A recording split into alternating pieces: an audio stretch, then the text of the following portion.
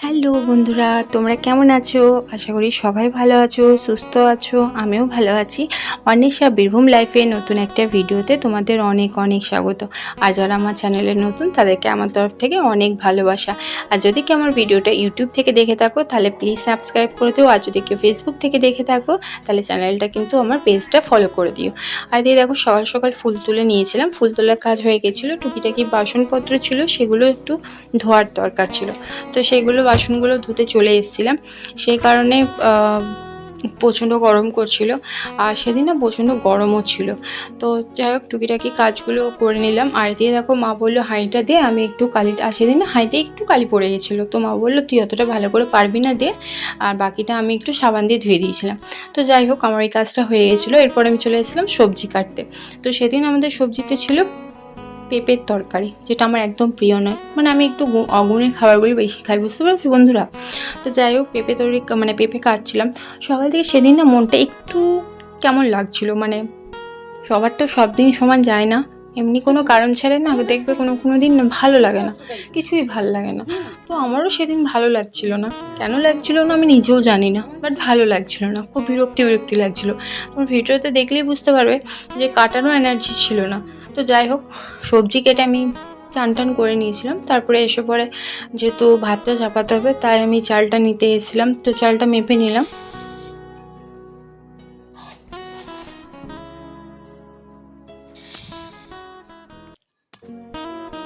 চালটা ধুয়েও রেখে দিলাম, তাহলে অনেকটা সুবিধা হবে উনুনটা ধরে গেলে ভাতটা চাপাতে।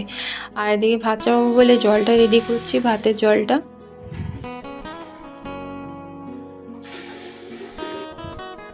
আর দিয়ে এরকম উনুন ধরে গেছে, আমি ভাতটা বসিয়ে দিয়েছিলাম। তো ক্যামেরাটা এমন করে রেখেছি পুরোটাই অন্ধকার হয়ে, ওই মানে আলোর অপোজিটটা না অন্ধকার উঠেছে। পরে এখন ভিডিওটা দেখি, বাট হয়ে গেছে যখন, তাতে কিছু করার নেই। তবুও আমি ভাবলাম তোমাদের সাথে একটু শেয়ার করি। আর এদিকে দেখো দুপুরবেলায় মা খাবার দিয়ে দিয়েছিল। আজকে আমাদের হয়েছিল নিম বেগুন, তিলের বড়া, আর বাঁধাকপির তরকারি, আর হয়েছিল ডিমের ঝোল, যেটা আমার বেশ ভালোই লাগে। আর দিয়ে দেখো তোমরা ভাবছো আমি ব্যাগ নিয়ে কি কোথায় চললাম। তো যাই হোক আমার বাপের বাড়িতে মনসা পুজো। তো এদিকে দেখো পুজোর দিন এই কাপড়টা পরবো, তাই তোমাদের সাথে শেয়ার করছি। আর এই কাপড়টা পরবো বিসর্জনের দিন, মানে মনসা পুজোর পরের দিন।